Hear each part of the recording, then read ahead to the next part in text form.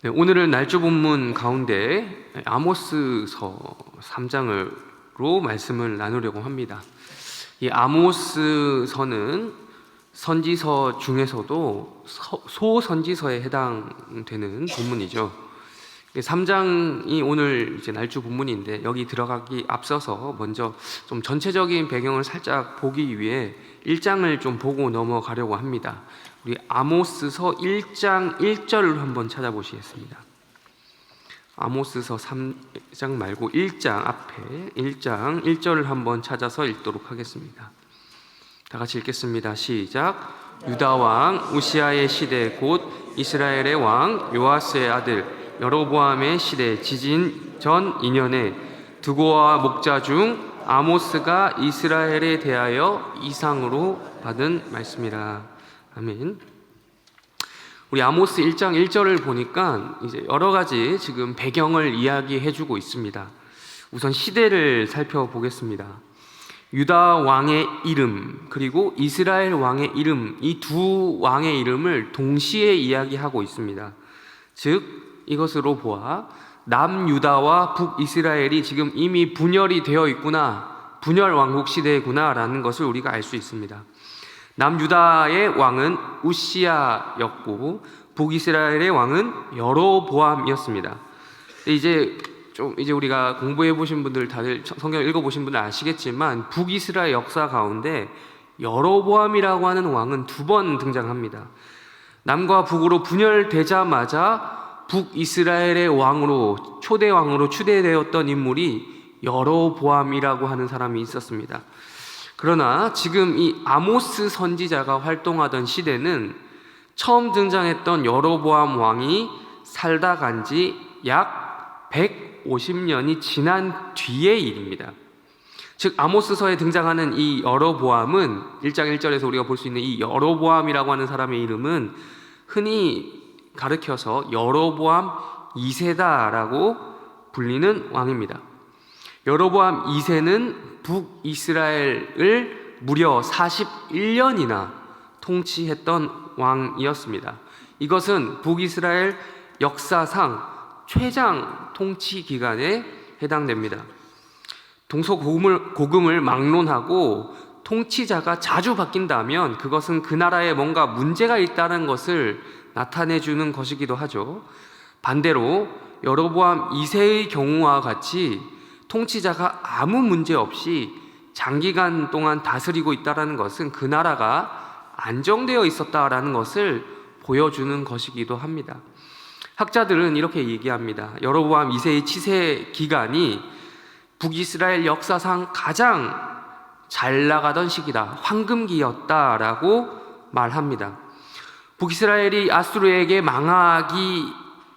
망하기까지는 50년 정도의 시간이 더 흘러야 했습니다. 결과를 알고 있는 우리 입장에서는 50년 남았다고 하니까 곧 망하겠다라는 생각이 들 수도 있겠지만, 뭐든지 원래 조짐이라는 게 있잖아요. 조짐이라는 것이 있듯이 나라도 망하려면 망조라는 것이 보여야 하는데, 지금 이 여로보암 2세가 다스리던 당시에는 겉으로 그런 기미라고 할까요? 이 조짐이라는 것이 전혀 보이지 않았습니다. 그때만 해도 북이스라엘은 잘 사는 나라였습니다. 부강한 나라였습니다. 군사적으로도 강했고 경제적으로도 부유했습니다. 북이스라엘 역사상 이것보다 더 안정적인 시기는 없었습니다. 그랬던 시기에, 이러한 시기에 북이스라엘 향해서 어떤 사람이 지금 선지자로 활동하기 시작했더라라는 것이 아모스서의 이야기입니다. 누굽니까? 성경의 저자 이름처럼 아모스라고 하는 사람이 선지자로 활동하기 시작한 거죠. 대부분의 선지자들이 범상치 않은 사역을 했습니다. 이 아모스 또한 아주 독특한 사역을 했던 사람이었습니다. 우선 이 아모스의 출신지를 이야기해주고 있죠. 1장 1절에서 이 사람은 드고아 출신이었습니다. 이 드고아라고 하는 이 지역은 위치상 남유다에 속한 지역이었습니다. 그러니까 이 아모스는 남유다 출신으로서 북이스라엘로 건너서 올라가 선지자 활동을 하던 사람이었습니다. 우린 이걸 보고 그럴 수도 있지 하고 넘어가서는 안 되는 것이죠. 이때는 이미 북이스라엘과 남유다가 갈라진 지 방금도 말씀드렸지만 약 150년이 지난 시점입니다. 물론 거슬러 올라가다 보면 같은 혈통이 맞습니다. 같은 동포입니다. 굳이 이 두 나라를 이스라엘 민족이라고 해서 묶고자 하면 묶을 수는 있습니다. 그러나 150년이 지나도록 이 두 나라는 그야말로 남남이 되어가고 있습니다. 평화롭게 지내던 때도 있었지만 그에 못지않게 서로 이방 민족을 대하듯이 서로 전쟁도 종종 하던, 사이가 조금만 나쁘면 전쟁을 하던 그런 사이였습니다. 피를 흘리면서. 이는 아모스가 활동하던 여로보암 2세 통치하던 그때에도 마찬가지였습니다. 이 아모스 선지자는 하나님을 반역하기 일쑤였던 북이스라엘을 긍휼한 마음으로 특별히 마음에 품었다거나 이렇게 생각하면서 기도하는 사람이 아니었습니다. 이 사람은 북이스라엘의 어떤 특별한 연고라든지 이런 것들이 있었던 사람도 아니었습니다. 평소에 남다른 사명감을 가지고 북을 향한 그런 사명감을 가지고 그렇게 기도하던 사람도 아니었다는 것이죠. 이 사람이 북이스라엘에서 사역했던 이유는 너무 간단했어요. 방금 우리가 읽은 1장 1절에서 말씀하는 것처럼 여호와 하나님의 말씀을 받았기 때문이었습니다. 북이스라엘을 향한 하나님의 메시지를 받았고 또 전달해야 한다라는 사명을 받았기 때문이었어요. 이 이유가 다였습니다. 우리는 이렇게 특별한 이유 없이 북이스라엘로 올라가 사역했던 아모스에 대한 추가적인 정보를 1장 1절에서 마저 확인할 수 있습니다.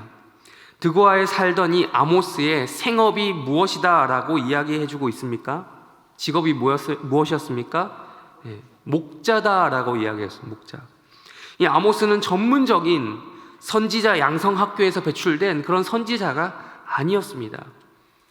지극히 평범한 직업이 목자였습니다. 그때 당시 선지자 학교가 있었습니다. 그런데 이런 곳에서 전문적으로 양성된 인력이 아니었던 것이죠. 목자라고 하는 직업은 특별한 직업이 아닙니다. 그때 당시.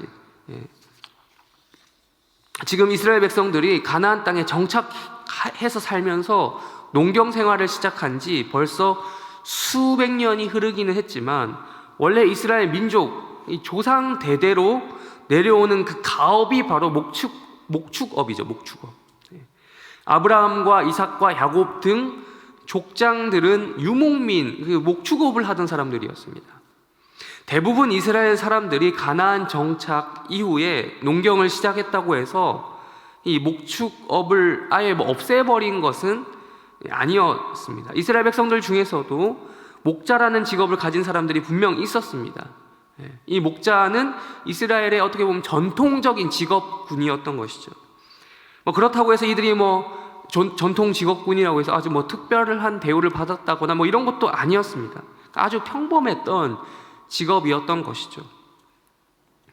그들 중에 한 명이었던 것이죠. 이 아모스는. 또한 아모스 7장에 나중에 보시게 되면 이 아모스가 그냥 또 양만 치는 목자가 아니라 우리가 이 목자라고 하면 이 단일 직종만 말 그대로 양만 치는 이런 것만 생각하게 할 수 있는데 그것만 아니었다는 사실도 확인하게 돼요. 뽕나무 재배를 하였다라고 이야기를 하고 있습니다. 뽕나무, 무화과 나무 똑같은 말인데요. 물론 이게 양에게 줄 먹이를 마련하기 위한 수단으로 이게 연계된 일이었던 것이죠. 양에게 줄 먹이를 구하려면 따로 비용도 드니까 이런 식으로 양치기와 더불어서 뽕나무 재배를 겸해서 했던 것입니다. 지금 말로 하면은 돈을 벌기 위해서 투잡을 뛰고 있는 거예요. 이런 사람이었던 것입니다. 심지어 우리는 이 아모스라고 하는 이름도 좀 주목해 볼 필요가 있습니다. 이 아모스라고 하는 이름은 짐을 나르다, 운반하다 라는 뜻을 가진 히브리어 동사 아마스가 이제 변형된 명사가 된 그런 이름입니다. 이거 바꿔 말하면 아모스라는 이름은 뭐가 되겠어요? 짐꾼입니다. 짐꾼. 즉 아모스는 지금으로 치면 지극히 평범했던 자영업자 혹은 밥 벌어먹고 살기 위해 노력했던 어떤 한 직장에 소속되어 있는 직장인, 목자라고 하는 그 목동 그룹에 속해 있던 목자, 한 명의 직장인이었던 것이죠. 이렇게 특출날 것 하나 없는 아모스에게 지금 어떤 변화가 생겼습니까? 이 사람의 인생 가운데 무엇이 임하였습니까? 말씀이 임하였습니다. 말씀이 임하니 이 사람의 지금 이 모든 것이 변한 겁니다. 말씀이 임하니까 공식적으로 이 사람이 선지자 학교에서 교육을 받지도 못했는데 이 사람이 지금 선지자 역할을 하게 된 것이죠. 말씀이 임하니 남의 나라라고 해도 무방했던, 이제는 오히려 적이었던 북쪽 나라까지 목숨 걸고 올라가서 하나님의 말씀을 선포하는 선지자 역할을 하게 된 것입니다. 그렇다면 왜 하나님은 이토록 비정상적인 방식으로 일을 하셔야 했을까요?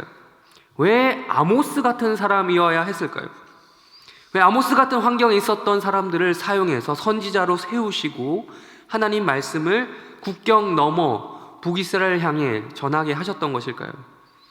이것은 곧 정상적인 그 통로가, 정상적인 루트가 막혔기 때문이다 라고 밖에 생각할 수 없습니다. 정상적인 방식으로는 더 이상 하나님의 말씀이 말씀답게 전해지지 않았기 때문이었습니다. 당시 선지자가 없었던 것이 아니었습니다. 아모스서 뒤에 가다 보면 북이스라엘에서 활동하던 선지자들이 등장을 합니다. 있었습니다. 공식적인 선지자 학교를 통해서 배출된 선지자들이 있었습니다. 그런데 그들을 통해서는 하나님의 진의가 참뜻이 선포되지 못했습니다. 선포되기는 했는데 자꾸 왜곡되어서 전해졌습니다. 북이스라엘을 다스리고 있던 여로보암 2세의 치세 당시에 그 대해서 앞서서 지금 말씀드렸던 부분을 잠깐 떠올려 보아야 합니다. 속된 말로 당시 북이스라엘 백성들에게는 하나님 말씀이 어떻게 전해지든 상관이 없었습니다. 우리 지금 잘 살고 있는데 라는 반응을 보이는 것이죠. 하나님 말씀이 뭐든 어떻든 상관없다는 것이죠. 현재 잘 먹고 잘 사는 것에만 집중하면 되는 것이었습니다. 경제적으로, 군사적으로 이미 전성기, 안정기를 충분히 누리고 있는 것에만, 그거에만 변화가 없으면 그 외의 것은 아무렴 어떻냐, 뭐가 문제냐 라는 시기였던 것이죠.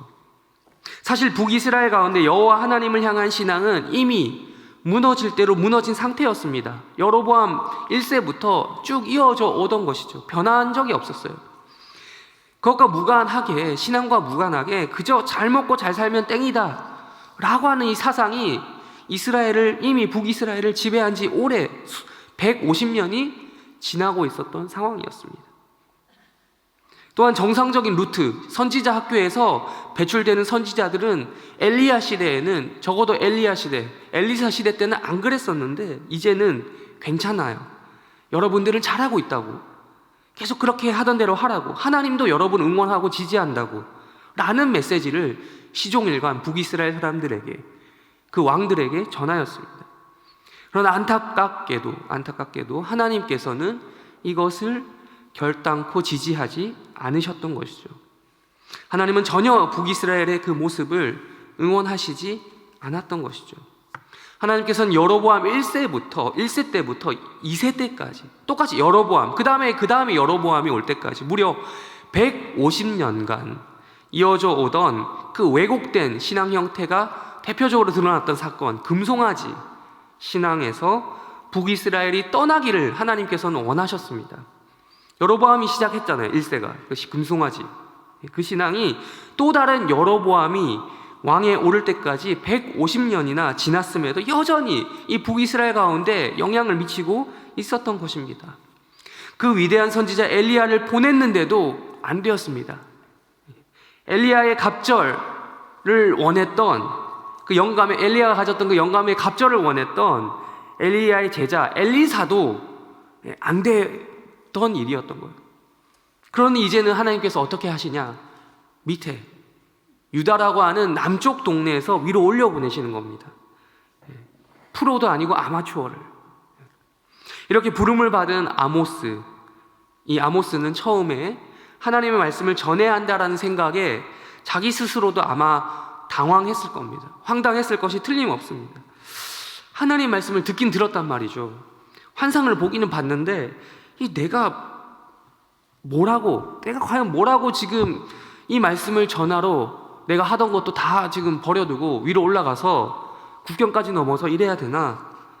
라는 것이죠. 하긴 생각해보면 저도 그런 것 같아요. 저도 지금 이렇게 강단에 서서 하나님 말씀을 전한답시고 설교하고 있는 저도 저 자신을 스스로 바라보면서 황당할 때가 있습니다. 많아요. 간혹 황당하지 않을 때가 있는데 그때는 이 강단이 당연해서가 아니라, 당연하게 여겨져서가 아니라, 뭐 또 다른 이유가 있어서가 아니라 그냥 제가 잊어버린 거죠. 아모스 선지자는 앞선 본문인 1장과 2장에서 시범 케이스, 예언을 하는 말씀을 전한 시범 케이스로서 다메섹과, 즉 아람이죠, 아람, 블레셋과 두로, 에돔, 암몬, 모압 등 이방 민족들에 대한 심판을 먼저 이야기해주고 있습니다. 시범 케이스예요. 이어서 유다의 죄를 또 다룹니다. 근데 본격적으로 유다를 넘어서 오늘 이야기하고자 하는 대상은 바로 북이스라엘입니다. 이스라엘의 죄에 따른 심판 또한 이어서 이야기하는 것이죠. 2장에서 그 이야기를 다 합니다. 2장까지.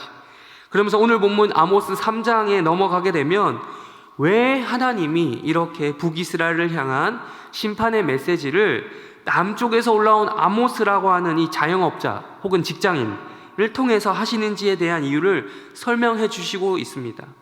우리 오늘 읽었던 본문인 3장 1절을 다시 한번 읽어보겠습니다. 3장 1절 읽겠습니다. 시작. 이스라엘 자손들아, 너희에 대하여 이르시는 이 말씀을 들으라. 여호와께서 애굽 땅에서 인도하여 올리신 모든 족속에 대하여 이르시기를. 아멘. 네, 1절. 북이스라엘과 남유다가 갈라진 지 150년이라고 했습니다. 시종일관 하나님을 떠나 여로보암 때부터 또 다른 여로보암이 왕위에 오를 때까지 변함없이 금송아지 우상 숭배를 하고 있던 이스라엘을, 이들을 향해서 여전히 하나님께서는 지금 무엇이라고 부르고 계십니까? 이스라엘 자손들아, 내 아들들아, 내 자녀들아 라고 하시는 거예요. 여기서 이제 이렇게 부르시는 여호와께서 이들을 향해 여전히 말씀하시는 그 이유와 목적, 그리고 그 근거를 이야기해주고 있습니다. 1절에서 무엇을 이야기하고 있습니까? 어디 땅에서? 애굽 땅에서부터 인도하여 내었기 때문이라는 것입니다. 이 이스라엘에게는 아주 옛날 역사책에서나 배우는 이야기, 현실과는 무관한 이야기, 바로 출애굽 사건을 하나님께서는, 이스라엘은 잊어버린 지 한창 전이었지만 하나님께서는 안 잃어버리고 계십니다. 하나님이 여전히 북이스라엘 향해 말씀하시는 그 근거를 바로 이것에 두고 있습니다. 내가 너희를 출애굽시켰다라는 것입니다. 바꿔 말하면 내가 너희를 구원하였다라는 것입니다.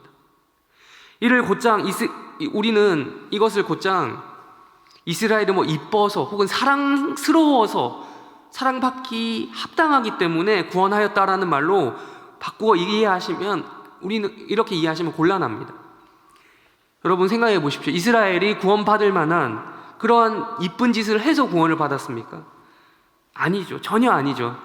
하나님은 잊어먹었어도 우상 숭배는 잊어먹지 않는 백성들이 이스라엘 백성들이었습니다. 출애굽 때 금송아지 숭배하던 거 그 다시 만들어서 지금까지 하고 있잖아요.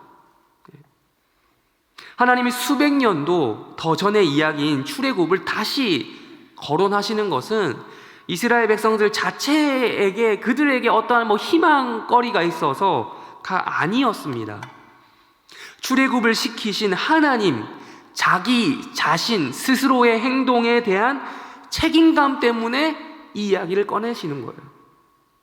여전히 금송아지를 섬기는데 집중하고 있는, 여전히 먹고 사는데 그런 문제에만 집중하고 있는 북이스라엘을 향해서 그들을 출애굽시키신 하나님 스스로 자기의 명예를 지키기 위해서 하실 말이 아직 남아있다라는 것입니다. 이어서 2절의 말씀을 또 읽어보겠습니다. 2절 읽겠습니다. 시작. 내가 땅의 모든 족속 가운데 그러므로 내가 너희 모든 죄악을 보응하리라 하셨나니. 아멘. 여기 아주 강렬한 표현이 하나 들어가 있습니다. 한 글자예요. 뭐죠? 네, 한 글자, 한 음절. 글자라고 하면 음절이라고 해야 될까요? 네. 저와 똑같은 부분을 발견하셨는지 모르겠습니다. 만입니다. 만. 너희만 할 때 만입니다. 하나님은 분명 이스라엘 민족만의 하나님은 아니시죠. 민족만, 그들만의 하나님은 아닙니다. 하나님은 온 우주 만물을 창조하신 분이죠. 땅의 모든 족속을 만드신 분입니다. 앞서 말씀드렸던 것처럼 1장과 2장에서 다메섹을 심판하시겠다, 블레셋을 심판하시겠다, 두로, 에돔, 암몬, 모압 등등을 계속해서 심판하시겠다고 하신 말씀으로 하나님이 이 모든 이 민족들을 주관하신 분이라는 걸 알 수 있습니다. 그런데 지금 하나님이 뭐라고 얘기하시는지 보라는 것이죠.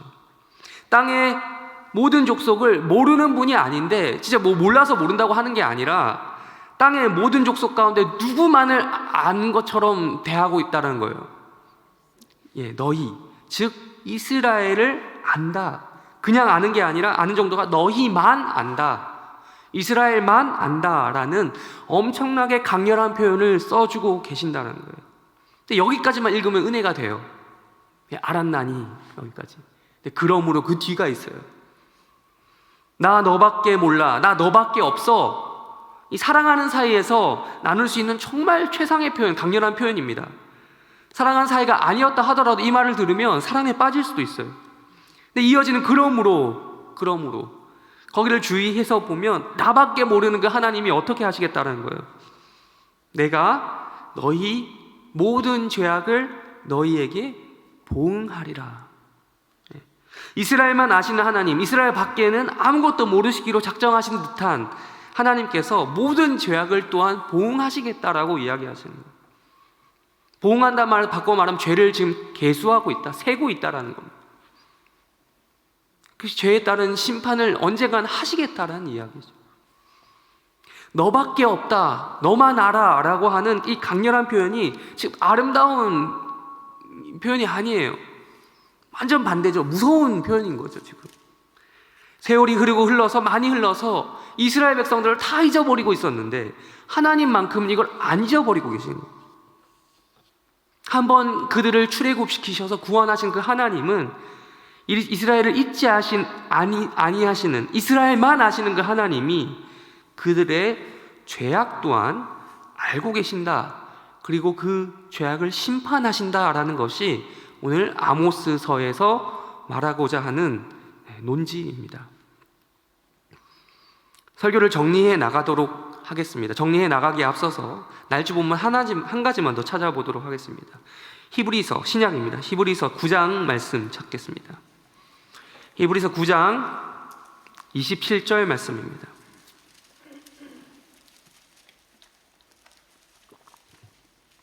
히브리서 9장 27절 말씀 다 같이 한번 읽도록 하겠습니다. 시작. 한번 죽는 것은 사람에게 정해진 것이요 그 후에는 심판이 있으리니. 아멘. 많이들 외우고 계신 말씀입니다. 암송하시는 분들 많으실 겁니다. 한번 죽는 것은 사람에게 정해진 것입니다.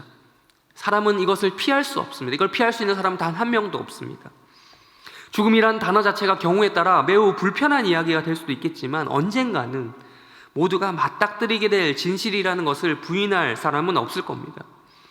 히브리서 9장 27절은 죽음이 모든 살아있는 인간에게 정해져 있는 수순인 것처럼 그 죽음 이후에 이어지게 될 심판 또한 피할 수 없는 수순이다라고 말해주고 있습니다.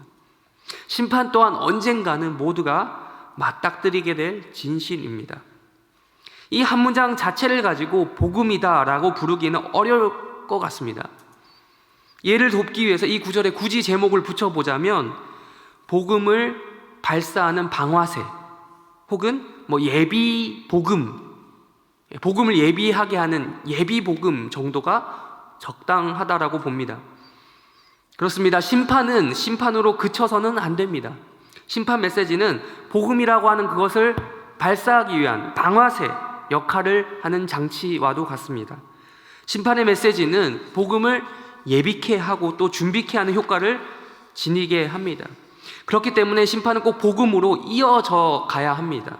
하나님이 굳이 비정상적인 방식으로, 정상적이지 않은 루트로 아모스라고 하는 이 평범한 사람을 선지자로, 평범한 이 직장인, 평범한 자영업자를 선지자로까지 세워서 북이스라엘에게 심판의 메시지를 주었을까? 왜? 진짜 벌이 목적이라면, 진짜 혼내는 그 자체가 목적이라면 가만히 내버려 두면 됩니다. 때가 되면 벌을 주면 됩니다. 심판하겠다는 말씀을 주신 것으로 우리는 그 자체로 또한 우리는 은혜로 여길 수 있어야 됩니다.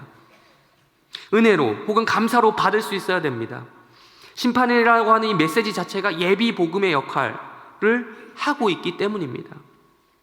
이 월요일 새벽에 한 주를 시작하기에 앞서서 본격적으로 이스라엘만을 향한 하나님의 관심, 이스라엘만을 향한 하나님의 관심을 우리에게 적용시켜 보기를 원합니다. 해림교회만을 향한 하나님의 관심, 나만을 향한, 우리만을 향한 하나님의 관심을 어떻게 적용해 볼 수 있겠습니까? 두 가지로 적용해 보고자 합니다. 첫 번째, 우리 또한, 나 또한 하나님만을 알겠다라고 다짐하는 것으로 이어져야 합니다. 하나님이 우리만을 알겠다라고 이야기하신 것처럼 우리도 또한 하나님만을 알겠다라고 하는 다짐으로 이어져야 합니다. 우리의 관심을 세상 그 어떤 것에 두어서는 안 되고, 우리의 관심을 나를 애굽으로부터 탈출시키신 하나님, 우리의 말로 바꿔서 말하면 나를 죄와 사망의 권세로부터 구원하신 하나님께로만 두어야 합니다. 둘째, 우리 주변에 하나님만을 우리 주변에 알리겠다라고 하는 그런 다짐으로 또한 이어져야 합니다. 우리도 아모스와 같은 역할을 감당해야 된다는 것이죠. 아모스는 공식적인 선지자 학교를 나오지 않았습니다. 비정상적인 그런 방식으로 선지자 역할을 감당하였습니다. 지금 제가 신학 공부가 필요 없다, 학위 무용론이다, 이런 것들을 주장하려고 하는 것이 아닙니다. 누구보다도 제가 그렇게 얘기해버리면 제가 스스로의 정체성을 부인하는 것이죠. 종교개혁의 정신에 따라, 제가 말씀드린 것은 종교개혁의 정신을 따라 모든 성도들에게 주어진 1인 1성경 시대를 살아가고 있는 우리가 우리에게 주어진 이 말씀의 영광을 최대한 잘 활용해야 된다는 말씀입니다. 이 말씀의 영광, 이 말씀을 읽고 우리가 묵상할 뿐만 아니라 아모스처럼 이 말씀을 전할 수 있는 영광을 우리가 감당해야 된다는 뜻에서 드리는 말씀입니다. 모두가 암송하고 있으시는 히브리서 9장 27절 말씀, 방금 이 말씀 읽은 우리 이 말씀, 심판의 말씀을 전하십시오. 모든 인생에는 반드시 죽음이 있다, 그리고 또한 반드시 그 이후에 심판이 있다라고, 이 우주를 만드신 하나님, 전지전능하신 그 우주의 하나님께서 그 인생에 대해서 심판하신다라는 그 심판의 말씀을 전할 수 있는 것입니다. 따라올 것이라고. 그런데 거기서 그치면 안 되겠습니다. 시간이 없어서 제가 읽진 않았지만 히브리서 9장 27절, 그 다음에 나온 28절을 눈으로 찾으신 분들 눈으로 보십시오. 그 28절을 간과해서는 안 됩니다. 그 심판을 지금 예수님이 담당하셨다라는 복음적인 진술로 이어집니다. 이것도 기억을 해야 된다는 것이죠. 우리는 어쩌면 북이스라엘 여로보암 2세와 유사한 시대를 살아가고 있는 것 같습니다. 그만큼 잘 먹고 잘 살고 있습니다. 경제적으로, 문화적으로, 생활 모든 면면에서 이 대한민국, 이 한반도 역사상 대한민국이 시작된 70여 년의 역사뿐만 아니라 한반도 역사상 가장 풍요로운 시대를 살고 있는 것입니다. 경제적으로, 문화적으로, 생활 모든 면면에서 풍요로울 뿐만 아니라 심지어 얼마든지 원하면 얼마든지 종교 생활을 할 수 있고, 하기 싫으면 안 하는 이런 종교적인 풍요로움도 맛보고 있는 시대를 살고 있습니다. 그러나 그럴수록 우리는 하나님 말씀이 진짜 우리에게 무엇을 말씀하고 있는지, 또한 우리에게 어떠한 태도를 이 말씀이 요구하는지 귀를 기울여야 할 것입니다. 아모스가 사역하던 시대가 그러했던 것처럼 말씀이 풍요로움에 가려져서 왜곡될 수 있기 때문입니다. 그러한 맥락에서 이 월요일 새벽에 아모스서와 히브리서의 말씀을 함께 나눈 우리 해림교회 성도들 가운데 이 예비 복음과 더불어서 복음 그 자체가 우리 스스로 풍성히 묵상될 뿐만 아니라 주변에까지 전하게 되시는 그런 은혜가 있기를 주님의 이름으로 축원합니다.